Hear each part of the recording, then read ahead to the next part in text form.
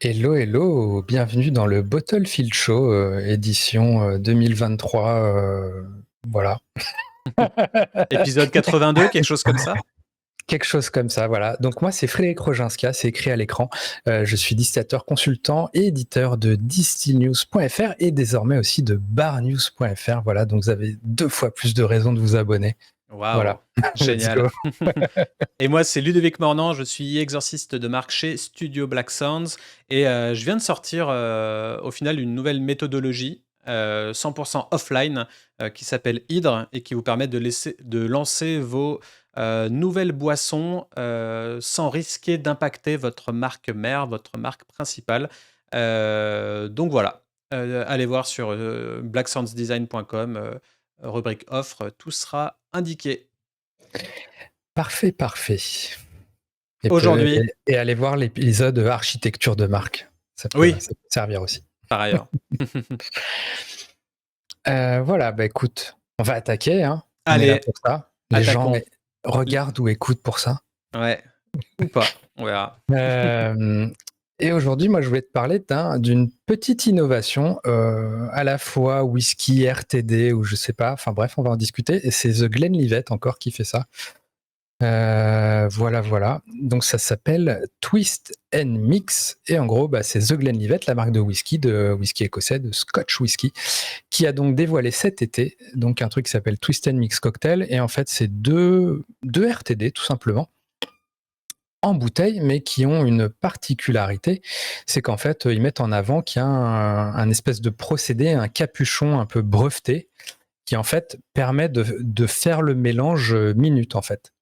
Donc c'est pas un RTD comme on achète où genre on a la canette, on l'ouvre et puis on boit direct ou alors en bouteille, on a juste à servir sur glace. Là, disons qu'il y a le procédé quand vous ouvrez la bouteille, ça crée le mélange sur le moment.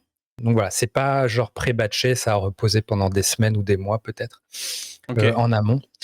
Voilà, ce qui d'ailleurs pour moi pose question. Mais voilà, Hmm. donc le principe donc petit brevet, donc une petite raison de plus d'en parler. Ok. Mais Ouais, voilà, je viens peut-être. de l'afficher à l'écran là et on voit effectivement sur la page d'accueil de The Glenlivet donc une belle photo. Franchement, leur site, il est vraiment très bien fait. C'est très light. On en avait déjà parlé avec une campagne de com qu'ils avaient fait avec Break the Stereotype où Ouais. c'était hyper inclusif. Et là, on a encore des beaux packaging et on voit directement la petite flèche effectivement au niveau du bouchon qui indique au consommateur quoi faire avec la bouteille. Donc Exactement. c'est direct présent et c'est assez bien fait, hein, leur petit gif animé là. Ouais, tout bête. Mais il y a même une vidéo d'ailleurs de démonstration, un peu stylée. Enfin bref, le site, il y a même différents gifs pour t'expliquer le process. Mm. Donc voilà, donc il y a un petit brevet là-dedans. Après, c'est un peu.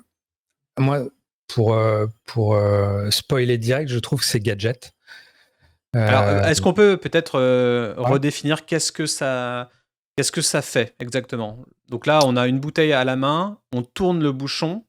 Donc voilà, donc en gros, ma compréhension, c'est qu'en fait, dans le bouchon, il y a des arômes, un ingrédient en plus. Je sais pas, là, peut-être des arômes de vermouth ou de choses comme ça, ou un peu de sirop et d'arômes de, je sais pas, de zeste d'orange ou quoi, qui va donc, au moment où tu vas tourner le bouchon, ça va être propulsé dans la bouteille.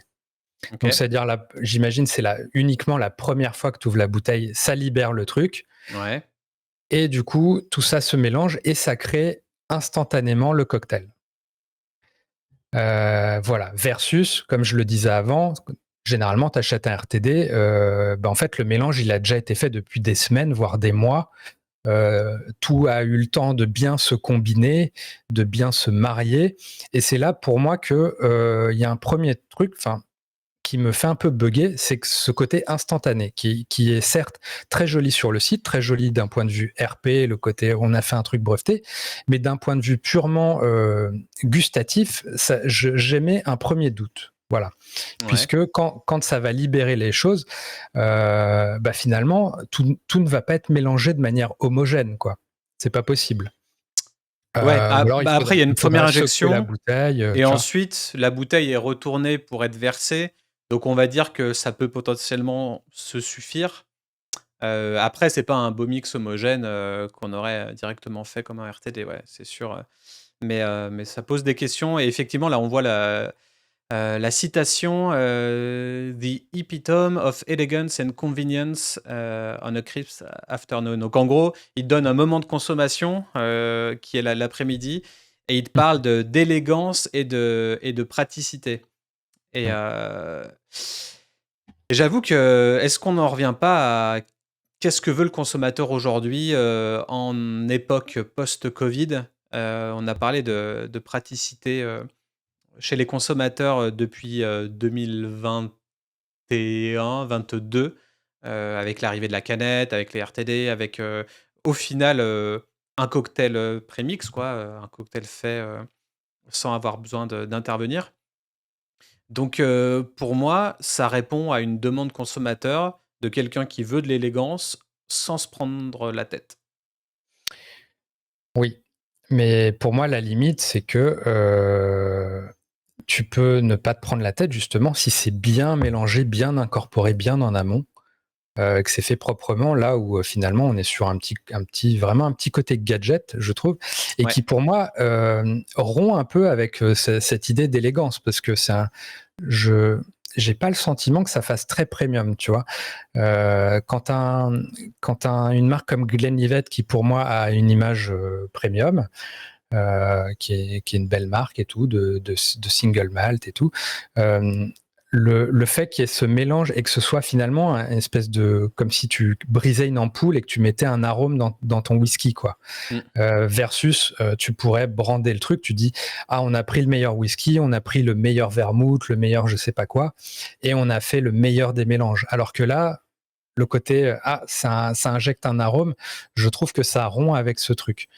Euh, donc voilà, j'ai première réserve là-dessus qui, pour moi, est aussi une petite rupture peut-être en termes de ciblage, parce que si tu as une image premium d'un côté et que tu fais ce petit truc qui est un peu, je vais redire gadget, mais j'ai l'impression qu'il y a une espèce de schizophrénie, tu vois, d'ambivalence euh, par rapport à la marque. Donc voilà, du coup, je commence à, en fait, tout ce produit me fait m'interroger comment il a été conçu, qui en fait, est-ce que c'est juste des gens au marketing qui se sont dit ah, on va faire un truc un peu rigolo et tout, et finalement peut-être pas plus réfléchi que ça, enfin tu vois, où on mise tout sur le procédé breveté et tout. Je sais pas, il me manque quelque chose qui fait que, enfin, ça s'adresse à qui, enfin tu vois, le côté élégance, mais en même temps, je sais pas. Je pense que Euh, ça s'adresse peut-être aux bobos ou aux gens euh, qui ont qui ont un, on va dire comment on va dire ça. Je pense que chaque achat de produit, il y a un côté statut social derrière, donc le fait de vouloir paraître d'une certaine mhm, manière aux yeux des autres. Et si tu arrives avec un produit comme ça, par rapport à soit un Glenlivet normal, ou par rapport à un RTD en canette, ou par rapport à ta bouteille de whisky et ta bouteille de coca séparées, et tu fais un mix un petit peu à l'arrache, de manière pas très élégante, mhm, en soirée, je pense que là, ce produit est typiquement fait pour les gens qui veulent paraître un petit peu ouais, premium, sans forcément dépenser des milliers dans une bouteille de whisky qui se déguste pure, parce que tout le monde n'aimera pas ça et les gens veulent des cocktails. mhm, Et si en plus tu peux avoir ce petit twist qui fait que tu as ramené un produit dans une soirée qui est un peu gadget, mais qui fait son petit effet, parce que là, mine de rien, il y a quand même un effet waouh. Alors, mhm. l'image le montre d'une certaine manière. Là, on peut voir. Euh, je ne sais pas à quel point ça fait cet effet-là quand tu tournes la bouteille. Je Ouais. sais pas si tu vois un beau pchit comme ça, bien léché, si ça a été retravaillé sur l'image, si ça fait un vrai pchit assez violent. On parlera de d'éco-responsabilité plus tard, mais en tout cas là, il y a un vrai gadget. Un bon Et le point. gadget, c'est les gens en demandent, je pense. Donc tu arrives en soirée, tu arrives avec ta bouteille, tu dis: «Ah mais on n'a pas de soft, ça va être au pur, ah j'aime pas tout pur». Non, non, non, c'est un cocktail, tu vas voir, ça va être trop bon. Hop, tu prends la bouteille, pchit, tu la tournes, ça fait un petit jet. Ensuite, les gens font: «Waouh, ah c'est vrai, c'est cool, c'est classe, c'est marrant, ça change». Après tu le verses, tu fais ton petit garnish, si tu as envie, avec je sais pas, Un ton petit orange que zeste. tu auras brûlé ou autre et hem et puis après, tu sers le cocktail et puis les gens vont se dire: «Ah ouais, c'est bon, c'est cool», et ça aura fait son effet. Le cocktail sera pré-mélangé. Après, à voir comment ça tourne, je sais pas si c'est voué à être conservé après que tu as fait ça. Mais en tout cas, d'un point de vue marketing, je pense que ça fonctionne et à mon avis, tu devrais pouvoir trouver cette bouteille, justement en GMS. Je pense que si tu trouves cette bouteille chez les cavistes spécialisés, là, ça peut peut-être tiquer parce que tu as plus de connaisseurs et plus de gens qui sont susceptibles de se dire, «Ça va être de la gnognotte ou du gadget» ou «J'ai pas envie de ça». Comme toi, comme moi peut-être, ou comme des gens qui sont un peu plus, experts ou amateurs de ça. Par contre, en GMS, si tu as une petite PLV qui te dit, «Venez voir le twist and mix, faites-vous votre cocktail toute seule et tout», je sais pas, tu vas voir, un mec ou une nana de 40, ou 50 piges, va se dire: «Ah bah, cool, ça va faire son petit effet en soirée, on voit des amis, j'achète ça et ça va être cool». Ils se prennent pas la tête et je pense que typiquement, ça peut plaire à beaucoup de gens et ça me fait écho et puis après je te laisse la parole parce que j'ai l'impression de m'écouter parler au bout d'un moment. Ça me fait écho justement, il y a une pub en ce moment sur, Pélican, la bière Pélican qui revient et en gros qui est un peu, un pendant avec Pelfort, mais en tout cas, c'est une bière, très très old school qui revient et en fait, ils ont fait aussi un twist marketing.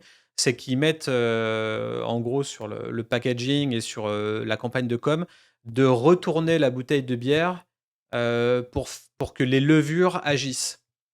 Et en D'accord. gros, le message marketing, pour les newbies qui connaissent pas comment on Ah fait ouais. une bière et tout, qu'en gros, et ben, c'est cool, on va retourner, comme un orangina et ça va réveiller les levures qui vont révéler des arômes. Donc D'accord. c'est du total bullshit de ouf, C'est parce que clair. les levures, elles ont fait leur taf avant et cetera. Sauf que d'un point de vue marketing, ils ont tout basé sur, le côté, ça va être une blonde de caractère parce qu'il va y avoir cette chose Heu, à faire d'un point de vue consommateur et ça donne au c'est consommateur un petit truc à faire. c'est un moyen d'excuser le fait qu'il y ait du dépôt dans la bouteille. Bah, parce que c'est une bière, non filtrée. Donc C'est craft. c'est une bière trouble, donc craft, donc les gros indus se sont mis, au côté un peu craft et voilà, ils font, révéler les levures en agitant la bouteille et c'est typiquement exactement le même move que vient de faire The Glenlivet. Tu donnes Mmh. une petite chose à faire au consommateur pour qu'il se sente mine de rien, Heu, je sais pas, qu'il ait ce petit côté, bah, j'ai fait quelque chose. Tu vois, Ouais, la ouais. boisson s'est pas fait toute seule, quoi. C'est comme quand au resto, on te sert un J'ai plat et tourné. qu'on te dit, bah, mélangez vous-même ou servez-vous. Tu vois, il y a ce genre Voici, de resto, mettez du sel. il y a des restos, ils te balancent le plat et c'est à toi de servir, tout le monde, tu vois? Ouais. Et et on revient des fois à des préceptes un peu, on fait les choses bonne franquette, comme si on était à la maison et cetera. Bon, voilà, c'est voilà le côté après est-ce que c'est bien? Mais si ça Bah, achète, moi, je trouve ce que tu dis souligne encore plus le côté, schizophrène et ambivalent, ouais. dans le sens où effectivement, tu me dis, pourquoi pas effectivement en GMS, que ça peut être fun et tout. Mais en même temps, ça veut dire qu'il va falloir que tu fasses de la pédagogie en GMS, que tu expliques aux gens, que tu fasses des PLV pour dire: «Eh, c'est le truc à tourner». Enfin, en gros, tout à coup, j'ai l'impression que tu t'infliges un espèce de process logistique pour faire de la pédagogie qui est relou, quoi, qui est pas simple. Est-ce que les gens vont comprendre, tu vois, si t'as pas l'explication, les gens ils voient ça en rayon, ils vont pas comprendre, tu vois, ils vont ouvrir la bouteille, ils vont bugger, mais qu'est-ce qui s'est passé? C'est que tout ça sort ce jet là ou quoi? Mmh. Euh, du coup, il y a un petit côté pour moi un peu bizarre. D'autre part, on est sur des cocktails vraiment classiques, tu vois, genre le old fashion, un Manhattan avec des gros guillemets, qui sont pas des. Enfin, tu vois, on n'est pas en train de vendre du Morito et une caipirinha, tu vois. Donc il y a un côté bizarre à ce niveau-là. Bah, c'est Fait le côté notable. premium pour le coup. Tu Ouais, proposes pas premium. un Morito parce que t'es The Glenlivet et que t'es une marque premium et que du coup tu démocratises des cocktails plus classe. Mais du coup, c'est là que c'est un peu ambivalent encore, parce que qui tu cibles au final? Tu cibles quelqu'un d'un peu premium, mais du coup, c'est un peu le geste un peu bizarre, le fait que tu vois, être le présente avec de la belle verrerie, des beaux glaçons bien translucides et tout, des garnitures. Si tu cibles la GMS, c'est pas, les gens vont pas le boire comme ça, tu vois. Et si quelqu'un veut boire son old fashion comme ça, je pense qu'il est capable. Il est peut-être dans la démarche d'aller plus loin lui-même sur la manière de faire, tu vois. Ou alors il va acheter un old fashion déjà pré-batché qui est tout bien mélangé. Enfin, tu vois. Hmm. Bah, Fait notable. quand tu vois D'ailleurs, les nanas, là, il y a quand même un certain look hyper rétro, ouais. Mais moderne, alors, bohème. fait notable, parce que là, ça a l'air très sympa. C'est l'après-midi, on est sur nos petits escaliers et tout. Elles sont à 40 degrés, les bouteilles. Mhm. 40 degrés. Littéralement, c'est un whisky neat, mais avec, on rajoute de l'arôme, alors peut-être un peu de sucre et tout. Enfin, c'est hard hein, comme drink. Euh, D'ailleurs, ça me fait penser un peu à une discussion qu'on avait en off sur les personas et tout. Tu te Ouais. dis, bah tiens, ils ont fait un beau shooting, c'est peut-être ça leur persona, c'est je sais pas, la jeune femme qui boit avec ses copines, genre ça. Mais la réalité, moi, j'y crois pas du tout, moi, à ce persona-là sur, sur cette photo. Il y a un truc qui va pas, tu vois, un truc qui a 40 degrés comme ça, c'est pas un truc que tu bois en faisant ton pique-nique, quoi. C'est vrai. Enfin, du... enfin, donc il y a ça. En fait, Euh, les marques de spiritueux, j'ai l'impression, on rêve toutes de cibler des consommateurs plus jeunes. mm, Et j'ai l'impression que c'est le Graal dans les nouveaux produits. À chaque fois, c'est on va faire ce spiritueux en cocktail, on va faire de la suze avec du tonic, on va toniquifier le alors ça, j'y crois, calva, moi. tout La Suze ça. avec le tonic, j'y crois. Ouais, mais il y a toujours eu ce move de quand tu sors un nouveau produit, bah, tu vas essayer d'en profiter pour grappiller des gens un peu plus jeunes que ta clientèle Mm, de base. Et je sais pas, mais un The Glenlivet, alors là, je parle pour les Français, peut-être que The Glenlivet, c'est hyper célèbre et bu par des jeunes. Mais moi, je verrais plutôt quelqu'un de 45-50 ans s'offrir ça en mm. France. Je sais pas si tu as le même mindset à ce niveau-là, mais Non, non, mais je vois parfaitement. C'est là encore le côté comment ils ont conçu ça, pour qui, pourquoi.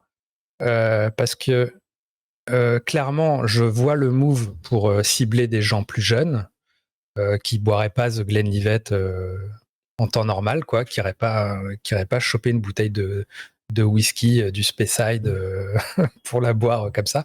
Donc trouver un moyen, mais en même temps, c'est un peu contre-intuitif, c'est un petit peu bizarre par rapport au moi mon ressenti du positionnement de la marque initialement. Donc c'est un peu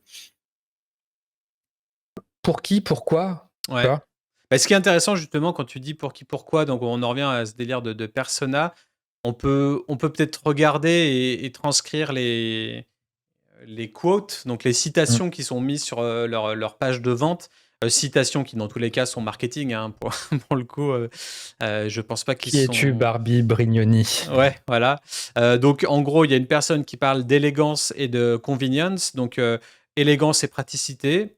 Franchement, la bouteille est élégante, la praticité, on la comprend.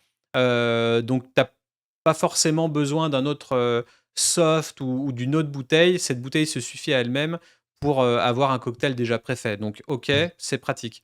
Donc Mais pour qui? 40 Pour les gens degrés, hein. qui cherchent 40 du degrés. pratique. Ouais, mais c'est comme une margarita qui est l'un des alcools les plus, enfin, cocktails les plus consommés du monde. C'est margarita, tu vas pas me dire que c'est moins de 40 degrés si tu mixes Ah, c'est euh, beaucoup moins. du Cointreau et de la tequila. Ah, si, c'est moins. Puis t'as du jus de citron, t'as du. Ouais. Bah là, je pense Enfin, c'est. que ce qui te Et puis propulse dans c'est la servi bouteille. sur glace souvent. Enfin, alors, Ouais. peut-être pas tout, ça dépend des margaritas, mais. Bon, là aussi, mais. Alors tiens, j'ai la réponse, hein. Donc Nathalie Suarez et Barbie Brignoni, là, donc ils sont mis en avant, c'est des influenceuses apparemment, des blogueurs, influenceuses, modèles, danseuses. Qui ont été Donc payés par la marque. Non, mais pour. en gros, clairement, c'est que c'est ça la cible. C'est la cible lifestyle, Oui, des bah, jeunes totalement. femmes, trendy et tout. Donc clairement, on essaye d'aller chercher cette cible-là. Mais voilà, je suis pas convaincu que la cible soit réceptive. Et là, tu vois, quand on regarde l'autre citation, ils disent ce mix entre une technologie cutting edge et. Enfin, non, juste le fait d'utiliser cette technologie-là rend le moment entre nous un total Mm. breeze. Donc, un moment waouh, un effet waouh, clairement. Donc, c'est ce qu'on disait tout à l'heure. Il faut un petit truc supplémentaire pour rendre le moment convivial encore plus fou. Parce que bah, aujourd'hui, Ouais. on ça convivial et en plus, je vais vous montrer un truc génial. Et après, ils disent to many more relaxing evenings like this one. Bon, ils parlent de soirées relaxantes. Bon, ça, on s'en fout. On est dans un instant consommation classique. En tout cas, il parle de technologie assez dingo qui donne un effet waouh. Donc là, on est clairement dans l'effet Ah ouais. waouh. Mais tu vois, si je me fais, si je reste sur ma ligne, je me dis, tu leur files une canette de White Claw et elles te disent la même chose, tu vois.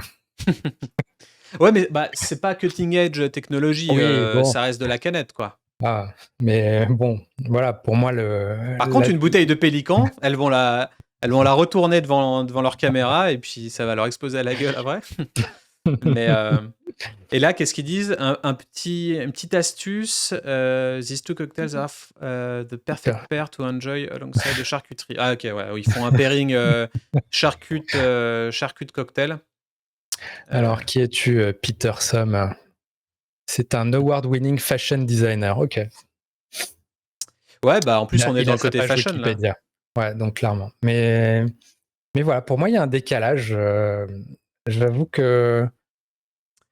En fait, Est-ce- je comprends ton positionnement et en même temps, je suis en train de me demander si The Glenlivet aurait voulu s'inscrire dans la catégorie RTD, comment ils auraient pu mieux faire que ça?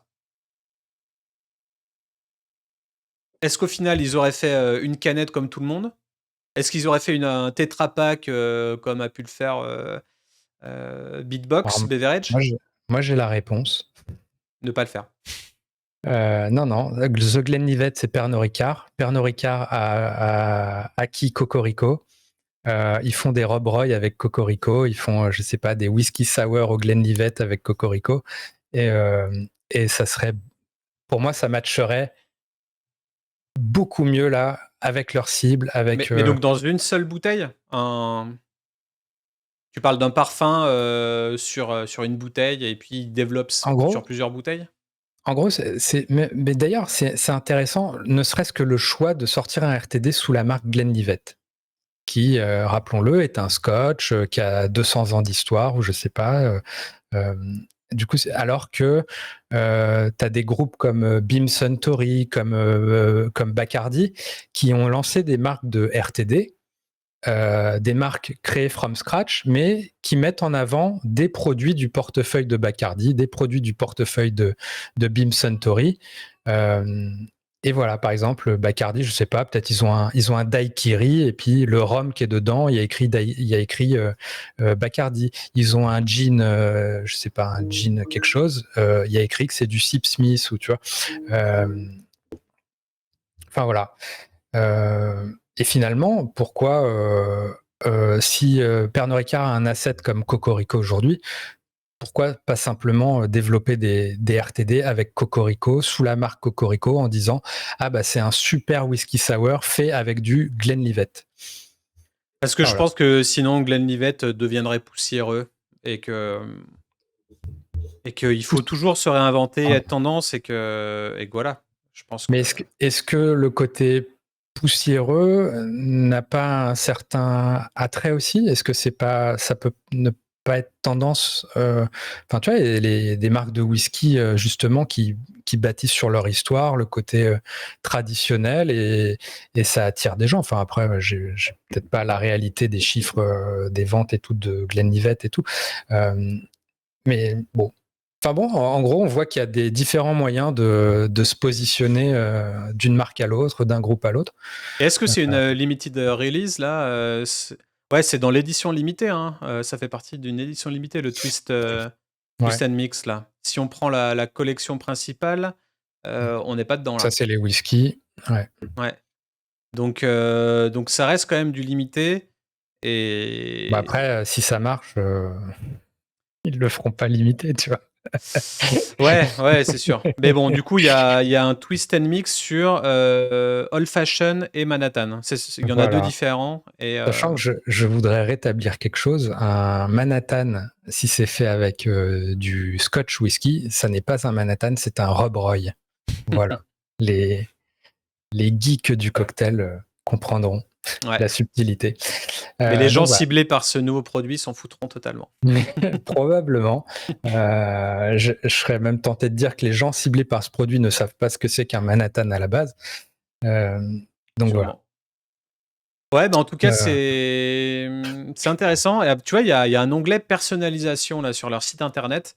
C'est un truc qu'on voit de plus en plus, c'est le côté personnalisation. Ça l'était peut-être à la mode il y a un moment, mais en tout cas, on a l'impression que ça revient un petit peu. Alors là, je sais pas à quel point on C'est peut pour leur personnaliser. whisky, ça. Mais il y a plein de marques de cognac qui font ça maintenant aussi. Enfin, tu vois, ça fait des super cadeaux, surtout quand tu tapes sur des trucs plus prestigieux, quoi. Pour ton cocktail RTD, ça n'a rien de personnalisé, mais tu tapes sur une belle bouteille de cognac et tout, et que tu peux la graver au nom d'un proche, quoi, c'est autre chose. Et d'ailleurs, tu vois, là, on est sur le site des États-Unis qui présente du coup le Twist and Mix. Là, j'essayais de choper autre chose, mais au final, il n'y a que Australia ou Canada. Peut-être Canada français à voir. Ou non, bah international, hein. Enfin, je voulais peut-être un site français, mais en international, ils parlent de leur tour virtuel. Ça, c'est encore un truc dont on pourrait parler d'ailleurs. Et il n'y a Ouais. pas forcément. Ils parlent pas du Non, mais du c'est que Twist and Mix. c'est. Alors, je sais plus si dans le communiqué c'est indiqué, mais il est probable que ce soit une sortie américaine. Donc, Pour le qui a un Canada ciblage aussi. qui a un ciblage aussi régional comme ça pour le consommateur américain. Ouais, tu vois, même au Canada où ils sont peut-être un peu plus avancés qu'en France, ouais, c'est pas marqué. Et d'ailleurs, ils ont un site un poil différent. Mais ouais, ok. Bon, en tout cas, cas intéressant. On se demande du coup, est-ce qu'ils ont fait des personas pour ça? Est-ce qu'ils ont utilisé d'autres frameworks? Est-ce qu'ils sont plus attachés au fait de quel moment de consommation on aimerait cibler ou plutôt quelle tâche on souhaiterait accomplir? Et là, pour le coup, la tâche est claire, c'est ils veulent un spiritueux pratique qui soit en même temps élégant, je pense. Et, et pour moi, ça répond à, à une tâche que souhaiteraient pas mal de gens qui auraient les moyens de se permettre ça et qui auraient un certain attrait pour le statut social et leur apparence auprès des autres. Et après, enfin, tout le monde en soi, hein, a un petit peu cette envie de plaire ou cette envie de. Ça vient pas de n'importe où, on est fait comme ça, humain, quoi. Mais voilà, je pense que des gens sont forcément attachés Bah, à ce genre d'utilisation. dites-nous. Ouais. Si vous bossez chez Pernod ou chez Glenlivet, dites-nous comment ça fonctionne. Et pour tout le reste, dites-nous, est-ce que vous achèteriez ce produit ou pas? Est-ce que c'est un flop pour vous? Est-ce que c'est quelque chose de brillant qui va se développer au-delà de l'édition limitée? Et si The Glenlivet aurait dû faire un autre packaging, qu'est-ce qu'il aurait pu faire pour se rapprocher des RTD et des prémix cocktails? Voilà. Et ben, c'est tout pour aujourd'hui. C'est tout pour aujourd'hui. Allez, on se Dans retrouve 15 dans 2 jours. semaines. Ouais. Voilà. Allez, ciao, ciao. Ciao, ciao.